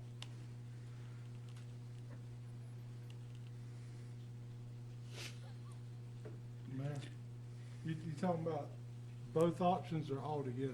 No, I mean, I like the option of, having the drive-through and then saving the big events for Old Mill Day. And I do not believe that COVID is just the flu. I just had 7 family members diagnosed and one of them passed away Saturday. So I don't take COVID lightly like it's just the flu. And if we move forward full-fledged, I will not be there. I even think the event in October, we're gonna be pushing it with people. But I think that's probably gonna maybe get a couple of hundred and not a couple of thousand. I did call Fayetteville today and ask them how they were proceeding. I do believe the governor is supposed to make an update on Tuesday. They told me at this point they have not made arrangements to move forward with the 4th of July celebration. So that's just me. And I know it may be unpopular to some, but my constituents are not in agreement with going on like COVID is not existing. But I like the option 2. Is that what it is? Yeah. Option 1. Option 1, I'm sorry, I like option 1. If I may, I'll just add in, because it's the same issue that came up last year. We really shouldn't, as a town, be sponsoring or holding an event that is contrary to the governor's orders. We really need to be complying with that. To the extent they are still in place, we as a town should not be going against those orders. Man, Yes, sir. question for you. And I'm sorry to hear about that information you just shared with us. But how are we doing the sports? Because I came into the meeting tonight, there's 2 ball fields, teams on the field playing, bleachers full of people, cars everywhere out there, that park over there full of people, standing shoulder to shoulder, sitting side by side on the bleachers. I mean, the attorney's saying that he recommends us as a town or a governing body follow the governor's directive, but we got a ballpark full of people over here, and I can guarantee you half of them ain't wearing masks. And I mean, I don't know. I don't know. Okay, so, and I don't have the actual, the regulations, but there's a separate set of standards for sports events. And before I let Maxie and Steve and the whole athletics division do baseball, we actually called Southview and a lot of high schools because we want to know not only Southview, but how's Greenville done and some other places able to offer baseball. So there is a set of standards that we are following, the coaches have to, where if you're a player or if you're in the dugouts, you gotta, I mean, in the dugouts, where you're in close proximity, you have to have your mask on, et cetera. On the field, the only people that do not have masks on are the ones that are spread out. You have your batter, you have your pitcher, and you have the baseman. You know, they're spread out far enough. They're not required. Anybody else within that fenced area, we have control over. The coaches, the players. Now, as far as the parents outside, they're not allowed in the fence where our people are, but they are encouraged to wear a mask, and we have hand sanitizer stations, et cetera. And so these standards are consistent with, you know, the standards for sports events. And so we did use that, you know, to share with people. And there's a waiver for, you know, the team members saying, you know, we can't guarantee nobody's going to get COVID, but these are the things that are in place, and we're following the guidelines that are set for sports events. And so that's how we're able to, you know, offer sports events. We did the same thing with soccer. However, we don't have any standards for events like the 4th of July. So, you know, that's a whole other animal. I will say this, the last time this was brought up, I was not in favor of us doing it and not being able to bring people into park and having people park all over town and, you know, business parking lots, and people pull up there and they'll have a box of whatever, you know, food, and they'll leave the trash there, and all we're gonna do doing it like that is trashing people's property. And I'm not really in favor of that. And I do agree that us as a governing body should set an example.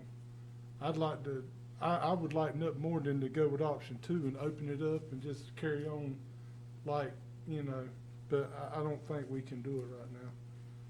I think we'd probably be better off to kind of wait till October maybe. for Old Mill Days. Madam Mayor. Ma'am. Oh, go ahead, Commissioner. Being an umpire, and I call on these fields pretty regular, 2 times last week, one of the first things that Maxie Dove told me was make sure that the players in the dugout and the coaches wear their mask. And that's what we've been doing, and they've been good about it. Parks and Recreation has spent a lot of money on foot pumps to pump out gel or to sterilize your hands, and those have been used regularly by people. You see parents stopping all the time. Glancing up into the stands, I see some people without masks on, but most of them are courteous enough for themselves, if nobody else, to wear a mask that I've noticed. But I'm not gonna sign that into jury, you know. But they've been doing a pretty good job, Parks and Rec has, of making sure that everybody stayed safe. I'm open either way.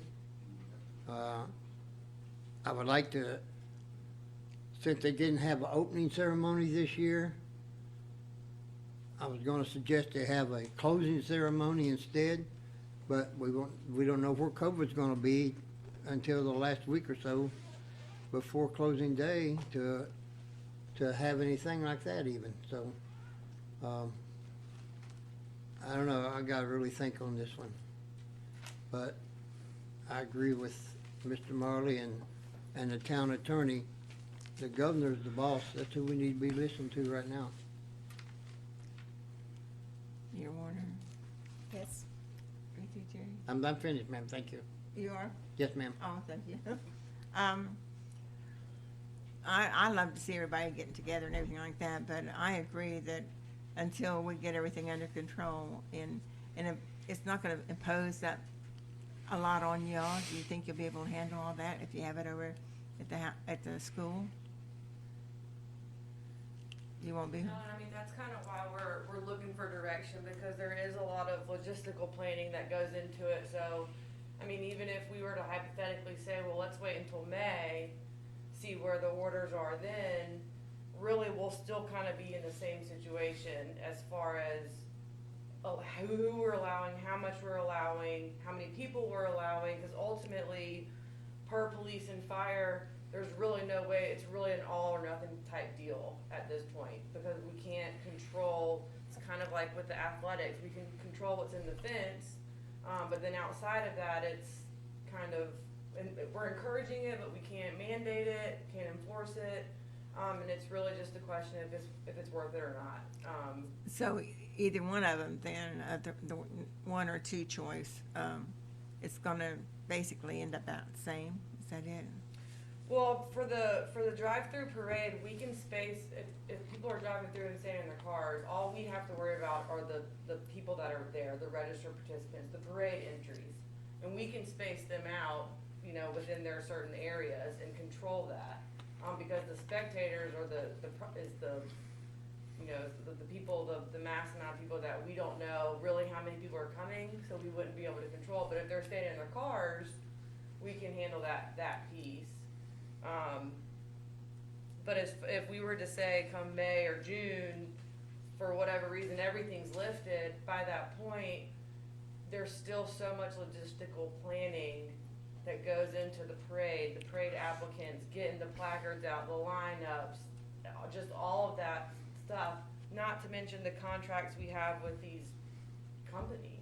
I mean, this is now the third time we've rescheduled. Well, what if we did, you know, something like just the fireworks or something like that, just to celebrate the 4th until all of this is over with? That's part of the option 1, is doing, I think staff and fire and police were all on board with a drive-through parade. I think that's completely doable for us as a department. And I also think the fireworks, they're on board as well, but to Commissioner Marley's point, it would just be a decision, you know, that you guys would have to make based off people parking at other places around town. Yeah, well, did you consider doing the porch parade again? Oh, yeah. the reason why I say that is, and I'm not trying to be a naysayer, but I cannot vision a drive-by stationary parade being very effective, because you're probably not gonna get your bands to participate, anybody like that. And your floats, I don't know, most people, the idea of spending the time and building the float is because we're moving down the street, you're getting all the attention on it. So I don't know, it'll be a newbie for me whether or not it would work. But I think about times when we've had homecoming parades and we couldn't do it because of weather or whatever, and we just put the floats on the field at Southview, and it was just, they were there. There wasn't a lot of attention, so I don't know. The porch parade thing, I think, was pretty effective. Could probably do more to get the businesses along Main Street to do something. I'm going along with Commissioner Marley on the fireworks. Even if you don't let anybody be there, if you say, we're gonna have fireworks in Hope Mills, I don't know what we'll have traffic-wise. People are gonna come. I mean, yeah. we aren't, the fire department doesn't go to Walmart and buy these fireworks. I know. I mean, We it is have a a tremendous- we have a pyrotechnic nice show, company yeah. contract, so, I mean, it's a show. I just don't want to take the responsibility of trashing somebody's parking lot, because I know what's going to happen.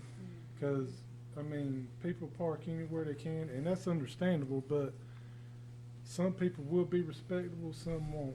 So, Well, and you'd still deal with the ones that would be at the park, that would come up here anyway. I And mean, then they you might make- stay in their cars. and then you know. make people mad, because who you gonna let in, who you gonna tell can't get in, how you gonna make that determination, it's gonna be a mess. Well, I will say this, and during our meeting with the police and fire rescue, I know you talked to Fayetteville. I do know this: Fort Bragg and Fayetteville are going to do some form of fashion fireworks. Correct. So we do know that's a given. Correct. They just don't know about the festivities. So I mean, I just throw that out there.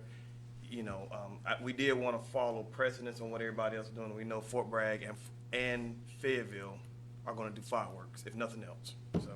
Madam Mayor, Yes, sir. I think it's my turn. Yes, sir. We were waiting. Well, I got a couple questions and then a recommendation. In option one, what type of balloon are we talking about? Are we talking about a hot air balloon? No. Just like those big balloons you see at like car dealerships. Yeah, Weather balloon. weather balloon. Okay. And it's just, what's so I can't funny? speak on a hot air balloon, but what's I funny don't know, what's is- so funny over here? I On, mean, on social media, the It's not mayor hot air is, balloon. the I'm just mayor is asking in a a hot air question. balloon on social media. I'm asking a question here. I'm glad the word's getting out there, I tell you. Sounds good. That's right. So, I don't- just so you know that there's no hot air balloon for me. Just asking the question. Well, so what's the purpose of the balloon? just to The identify- non-hot air balloon? Yes. Yeah. Just to identify if we're saying the park's closed. Yeah. That if they can see this balloon, they'll be able to see the fireworks. So Okay. neighborhoods, Walmart parking lot, Lowe's parking lot, what have you. I jumped on Google today in a little bit of time that I had to see what other municipalities across the state was doing for 4th of July. The city of Fayetteville is going to do something. Fort Bragg definitely is going to put off fireworks. I saw Outer Banks, High Point, Wilmington, Harrisburg, Lake Norman, Franklin. I kind of stopped when I got on into it. And there's some variations of what they're doing. All of them are different in a way. One thing that I did see is that none of them are doing bands or food trucks or beer and wine gardens or any of those social amenities. That seemed to be the common denominator with all these folks, even Wilmington. And they're doing a real big one down there in honor of the Carolina, the boat that is, the ship that is. But they are putting them off.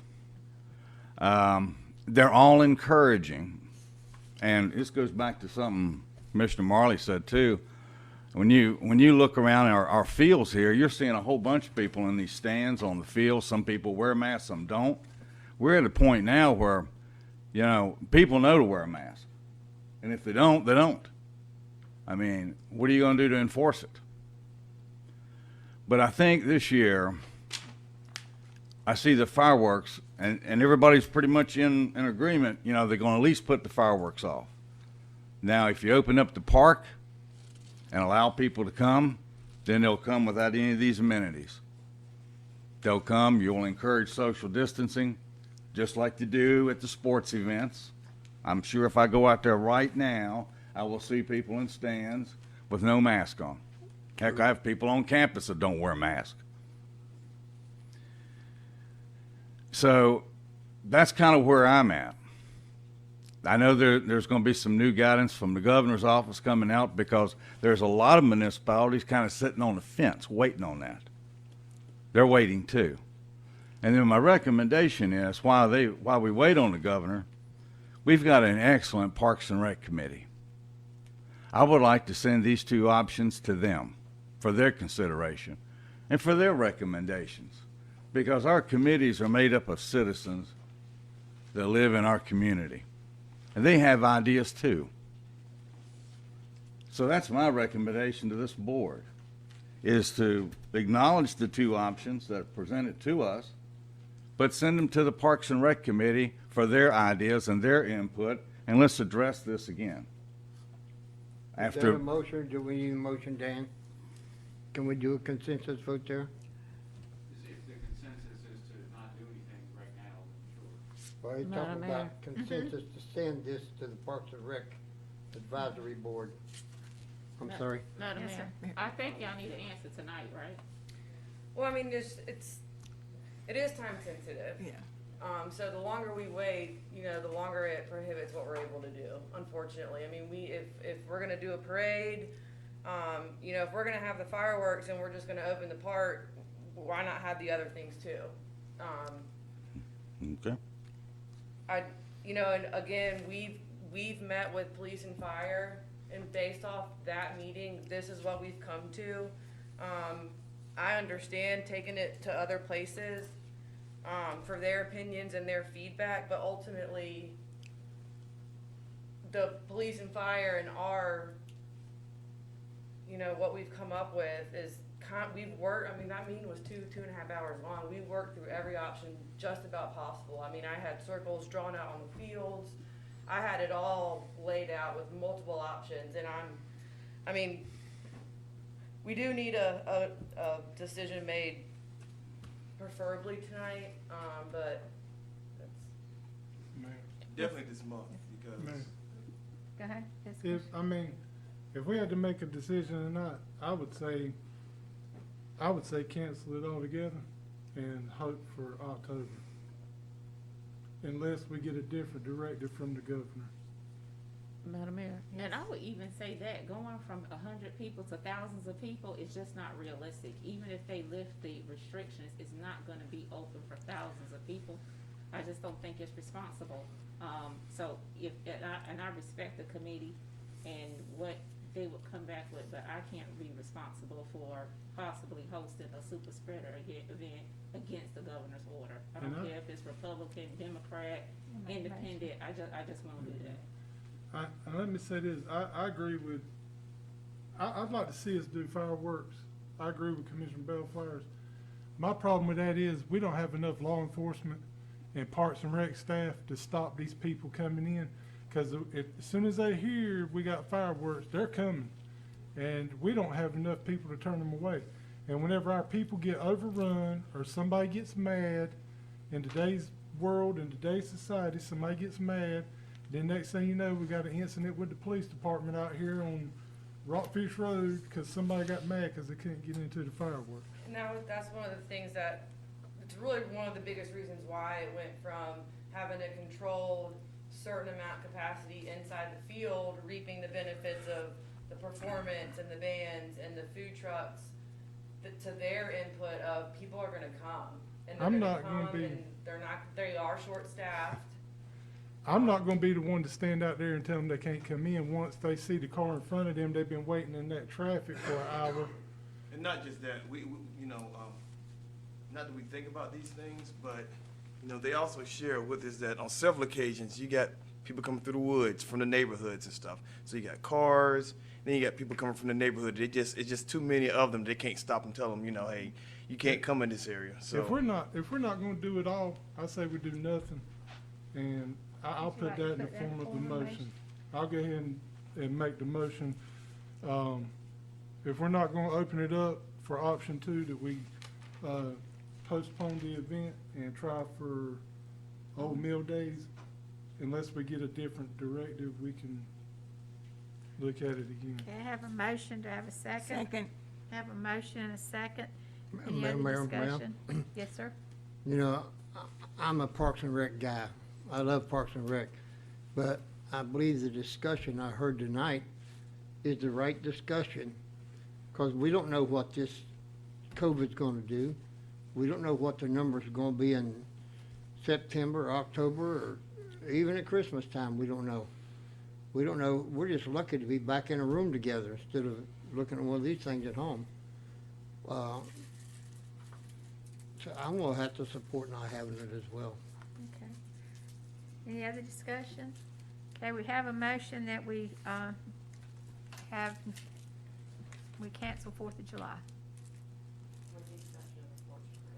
And maybe do the porch parade, something that's, yeah, something. All those in favor signify by raising your right hand. All those opposed? So it's 4-1. So we'll look forward to the porch parade, and then anything we could encourage the Main Street, the businesses to participate.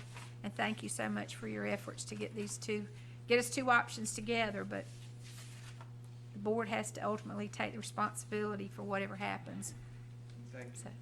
So, thank you. Thank you much.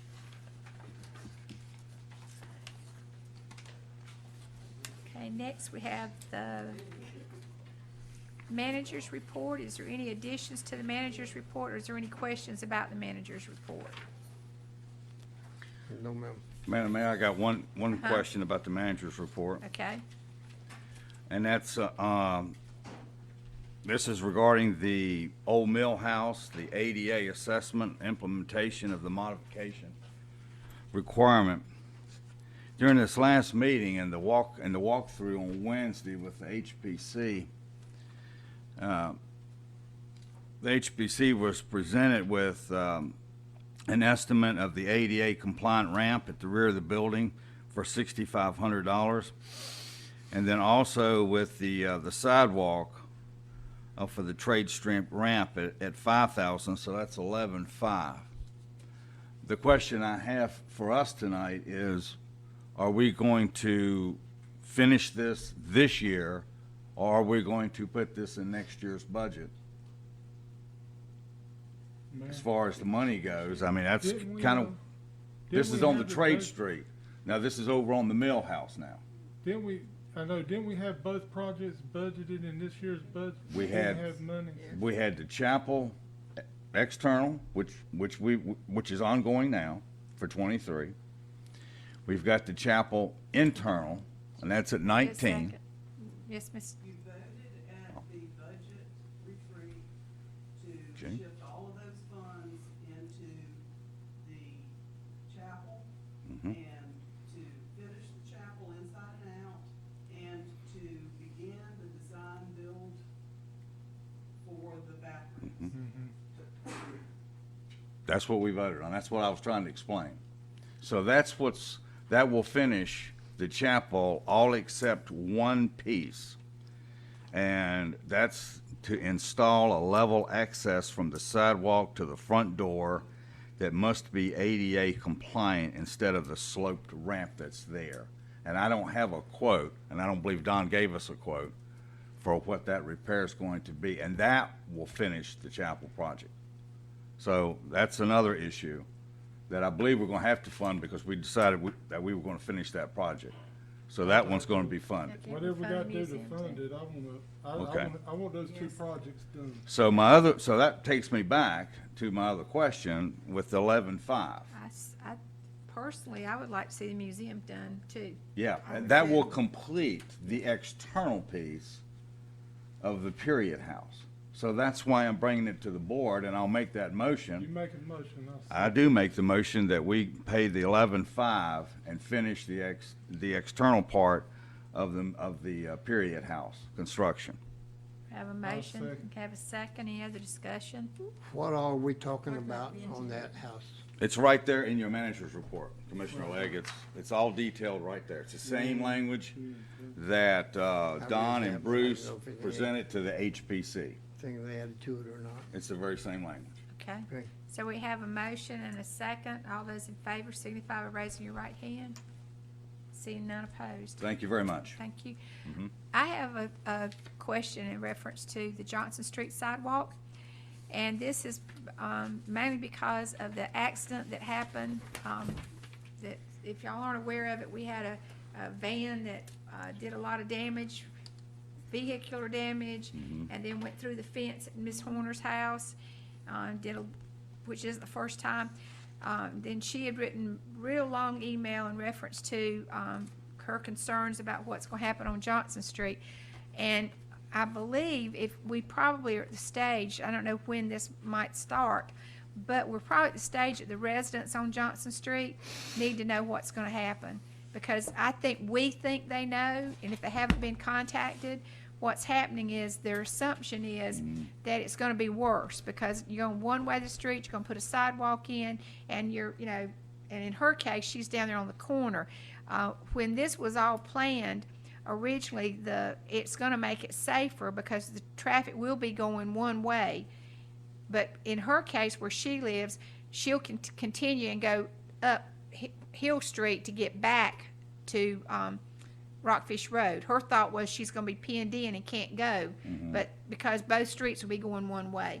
The other misconception, I think, is that the road's going to change drastically, and it's going to mean that she's going to be impacted with more traffic. But the main thing is, I think we're at that stage that they need the people down there. If they haven't been informed, they need to be informed of, what it's going to look like, and because there's not that many homeowners, and a couple of places are rental properties. But I just throw that out there because I gathered from her response back to me about the policeman coming. She spoke very favorable of the police officer that came and did the report and told her what was going to happen as far as getting her fence repaired.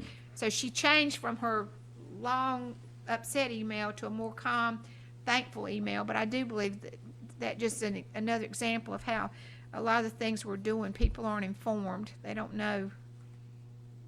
They don't. She's thinking that that's what they need, but really once once it changes, I think we just need to show them, because that whole email that she sent about speed bumps and everything else, I think that's just because she's frustrated that they come around that corner. And of course, in that particular case, he had already done damage other places, and she did say that they had caught them in. So, Same white van. yeah, it did damage Yeah. several Damaged a places. lot of- Hit several cars. Yeah. Yeah. He went through her fence at one end and then went out at another end. Ugh. Around a tree. He missed the tree, that was the other guy. No. You knew where he was going, I guess. But I think that would be important for us to at least let them know, because they do have a lot of traffic on Johnson Street, and a lot of the big trucks cut through there, try to avoid but right now, we're getting a lot of traffic trying to avoid traffic. They cut down Johnson Street to avoid the traffic everywhere else. And when we have the situation that happened with whatever happened on 301 last week, that they rerouted traffic, then you had more traffic. So I understand why they're frustrated, but a lot of it is other circumstances caused it. It wasn't just the traffic in Hope Mills. Madam Mayor, may I? Yes, sir. I thought we did an ordinance about trucks being in the city limits if they're not delivering. What's the status on that? I just had that discussion with my wife the other day because we saw several loaded trucks, flatbeds loaded, going through town. Anybody know about that?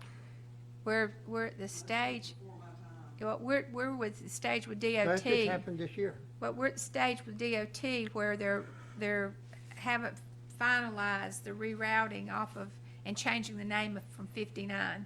Yes, that was just changing to try and get traffic to go Right. around, but it's not going to force them to not come to town.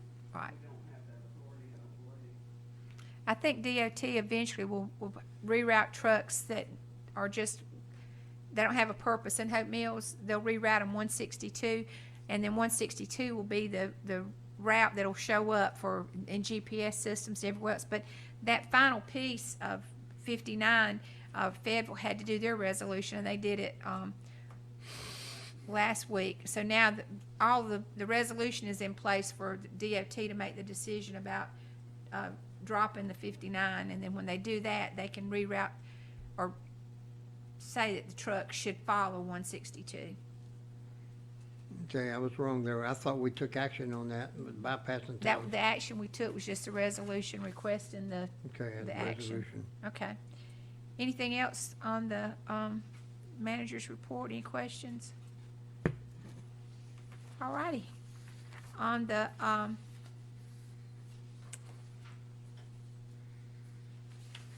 next part of our agenda, we have the upcoming committee meetings.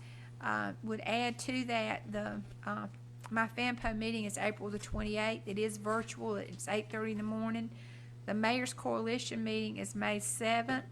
We are the host, but they haven't decided yet if we're going to have it in person or virtual. Mayor Turpin, I did speak with him today, and he said he's still trying to get a consensus on but if we do have it in person here in Hope Mills, we'll have to decide where we'll host it, if Parks and Rec or in here. But the board will be invited to that meeting. Marco has allowed me to reserve the large community. Good, okay. Okay, so, and what we would do there again is the number will be kept, less than 50, but would also do social distancing. But it would be, it is our turn to host it if we can host it. May 10th is our Tier 1 meeting, at 6 p.m. And we will be giving the board some information about the meetings, because they're being very beneficial right now. And then our 130th birthday meeting is May 13th at 5:30. We did get an update of all the events, and that committee did have shared with them option 1 and option 2. So that committee did talk about it also, as far as what the choices were. Staff comments? Comments? Official comments? Madam Mayor, I'd just like to thank everyone, and especially Megan and the Merkel for all the work they did. But with the numbers on the rise again, with the COVID-19, I just have a problem sending people. I have a problem with people sitting at the ballpark without proper mask on or distancing. And I'd like to thank Mr. Bellflowers for sitting in for me last week at My pleasure, sir. Historical Committee meeting. Thank you, sir. Appreciate that, and I appreciate your action tonight. It's something we've been discussing off and on for a few weeks. So that would be it from me, Madam Mayor. Okay, Commissioner Marley, I'm good right now. Good. I appreciate it. Mayor Pro Tem. I would just like to thank all of the staff that participated in the Litter Sweep and the Shreddy event this weekend, and I enjoyed doing the route with Commissioner Bellflowers, one of the prime movers, his son and my daughter. I would just like to remind citizens of the Hope Mills pedestrian plan, the virtual workshop that is on April the 29th, I believe. Yes, 6:30, 7:30. 6:30 to 7:30, and the prime movers are hosting a blood drive with Cape Fear Valley this weekend. And there is a group of us meeting at Mission Fields Ministries tomorrow, and with Fayetteville Cumberland Human Relations Committee about our upcoming event. And I did want to also bring people's attention to the FTCC Summerscapes classes. And like I said, I know there's a drama class and 2 different health and fitness classes they're hosting, Hope Meals. I didn't see any other ones. I could have overlooked them. And I think that's all, Mayor Warner. Okay. Commissioner No. Edwards? Not at this time. Okay. Mayor Warner? Yes. I'd like to support Mayor Pro Tem as well, and thank all the staff and folks that came out on Saturday. It was well attended. We picked up a bunch of trash. All of us have heavy bags when we came back to the town and put them in the big cans. And the feedback that I got from the citizens was just very, very positive. They'd like to see more of this, conducted, maybe quarterly or at least a couple times a year. They really look forward to it. I So, think, and I thank you. think the yard sale went very Oh, well too. yeah. The Yeah. yard Oh, yeah. sales, I had a lot of people Yeah, very favorable for they the were yard attended sales. quite well too.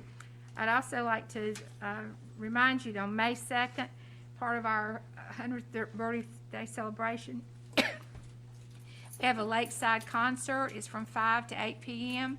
and social distancing, but it's a church gospel concert, and everyone will be asked to bring a blanket or a chair, and they'll be spread out so that we won't have to worry about too many people being there. And remind the board that next week on the 30th and on the 1st, we will be doing our final interviews. And so don't forget that we have a possible quorum. Ms. Starling did send that out today on the 30th, and then on that Saturday also when the interviews are taking place. So, but those 2 days are coming up next week. I appreciate everyone's attendance tonight. We appreciate, one other thing, the Chamber Banquet is the 22nd at 7 p.m., and it's out at Post 670 out on Doc Bennett Road. And that is their yearly banquet that they host. And the town, we do have a table, and some of us will be going to represent the town. Okay, with that being said, is there any other information? Anything good for the group? Do we have a motion? Motion to adjourn. Motion to adjourn. See you all